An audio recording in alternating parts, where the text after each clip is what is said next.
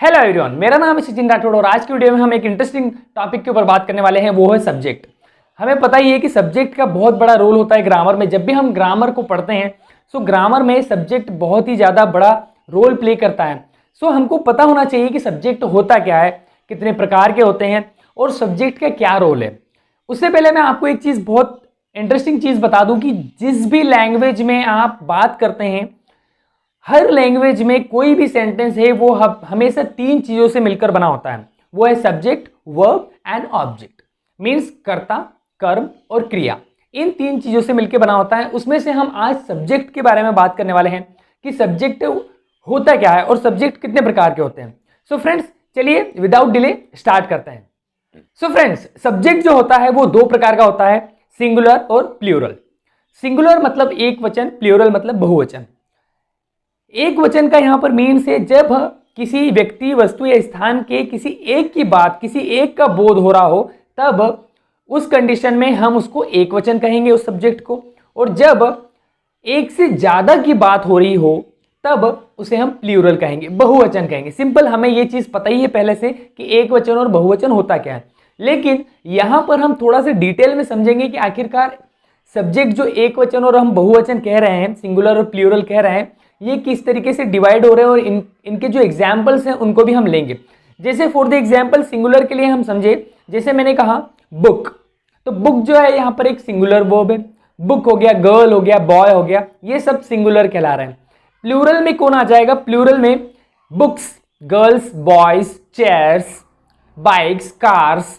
सो ये जो भी है सारे प्लूरल में आ जाएंगे। ज्यादातर सिंगुलर से प्लूरल बनाने के लिए हम एस का यूज कर लेते हैं और हमारा प्लूरल वर्ड बन जाता है। जब हम एस का यूज करते हैं तो जैसे बुक है तो बुक के साथ आपने यदि एस का यूज कर लिया तो यहां पर बुक्स हो गया, तो ये प्लूरल बन गया। तो सिंगुलर को प्लूरल बनाया जा सकता है। वैसे ही यहां पर एक और कॉन्सेप्ट है फर्स्ट पर्सन, सेकेंड पर्सन और थर्ड पर्सन का। ये जो first person subject, second person subject और थर्ड पर्सन सब्जेक्ट क्या होते हैं, ये आपको इस स्क्रीन पर आ रहे हुए चार्ट से समझ में आएगा। आपको स्क्रीन पर एक चार्ट दिख रहा होगा। सिंपली इसमें फर्स्ट पर्सन, सेकेंड पर्सन और थर्ड पर्सन के लिए कॉलम्स में सभी यहां पर आपको सब्जेक्ट्स डिवाइड किए हुए दिख रहे होंगे। सो यहां पर हमको चार्ट में तो चीजें दिख रही है, लेकिन बहुत बार हमें कंफ्यूजन होता है, हमको नहीं समझ में आता है कि किस तरीके से इसका यूज किया गया है, ये फर्स्ट पर्सन, सेकेंड पर्सन और थर्ड पर्सन होता क्या है। So before that we have to understand first thing is that what is first person and second person and third person. सो सबसे पहले हम समझते हैं कि फर्स्ट पर्सन, सेकेंड पर्सन और थर्ड पर्सन होता क्या। फर्स्ट पर्सन मीन्स मैं अभी बात कर रहा हूं, जो बोलने वाला होता है, वक्ता होता है, जो बोल रहा है, जो स्पीकिंग कर रहा है, वो फर्स्ट पर्सन है। और जो सुनने वाला होता है, जो हमें सुन रहा है, जैसे मैं अभी कह रहा हूं और आप इस वीडियो के थ्रू सुन रहे हैं, तो आप हो गए सेकेंड पर्सन। और मैं यहां पर बोल रहा हूं तो मैं यहां पर हो गया फर्स्ट पर्सन। तो जो सुनने वाला है वो सेकेंड पर्सन हो गया और जो बोल रहा है वो फर्स्ट पर्सन हो गया। सो यहां पर फर्स्ट पर्सन और सेकेंड पर्सन। सो जो बोल रहा है वो फर्स्ट पर्सन और जो सुन रहा है हमारी बात को, जो सामने वाला व्यक्ति है, वो एक भी हो सकता है, एक से ज्यादा भी हो सकते हैं।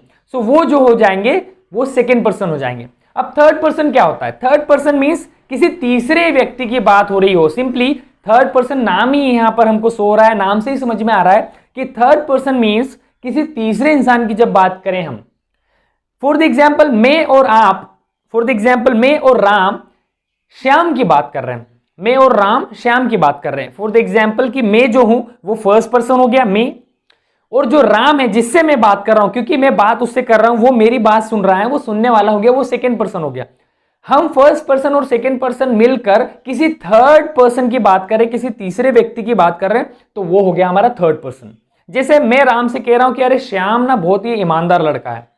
सो मैं और राम मिलकर श्याम की ईमानदारी के बारे में बात कर रहे हैं, श्याम के बारे में कुछ बात कर रहे हैं। तो जब फर्स्ट पर्सन और सेकेंड पर्सन मिलकर किसी थर्ड पर्सन की बात करते हैं, वो व्यक्ति, वस्तु भी हो सकता है, स्थान भी हो सकता है, तो वो हो जाएगा हमारा थर्ड पर्सन।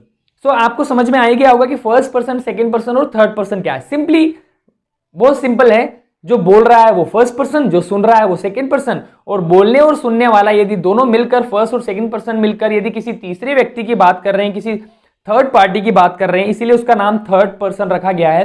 सो वो हो जाएगा हमारा थर्ड पर्सन। तो आपको अब यहां पर चार्ट पर समझ में आ गया होगा कि फर्स्ट पर्सन, सेकंड पर्सन और थर्ड पर्सन क्या है। अब यहां पर आपको कॉलम्स में अलग अलग सब्जेक्ट्स दिख रहे होंगे कि फर्स्ट पर्सन के लिए अलग और सेकंड पर्सन के लिए अलग और थर्ड पर्सन के लिए अलग। सो फर्स्ट पर्सन में आप देख रहे होंगे कि एक कॉलम सिंगुलर का है और एक है प्लूरल का। तो फर्स्ट पर्सन सिंगुलर सब्जेक्ट कौन सा होता है? तो फर्स्ट पर्सन सिंगुलर मतलब कि बोलने वाला। तो फर्स्ट पर्सन और सिंगुलर भी, यहां पर हमने बात की एक वचन और बहुवचन की, तो एक वचन के लिए भी सब्जेक्ट हम यहां पर लिख रहे हैं और बहुवचन के लिए भी लिख रहे हैं। सो सब्जेक्ट एक वचन और बहुवचन ही होते हैं। सो यहां पर फर्स्ट पर्सन सिंगुलर सब्जेक्ट होता है आई। आई मतलब मैं, बोलने वाला मैं बोल रहा हूं। अभी इस वीडियो में आप सुन रहे हैं बोलने वाला मैं हूं, तो मैं कौन हो गया? First person singular. अब सिंगुलर इसलिए कह रहे हैं हम लोग क्योंकि मैं अकेला ही व्यक्ति हूं, मैं अकेला ही बोल रहा हूं, इस वीडियो में मैं अकेला ही हूं। सो जब कोई अकेला स्पीकिंग कर रहा है, अकेला ही कोई बोल रहा है और वो मैं, तो मैं के सेंस में, आई के सेंस में वो फर्स्ट पर्सन सिंगुलर कहलाएगा।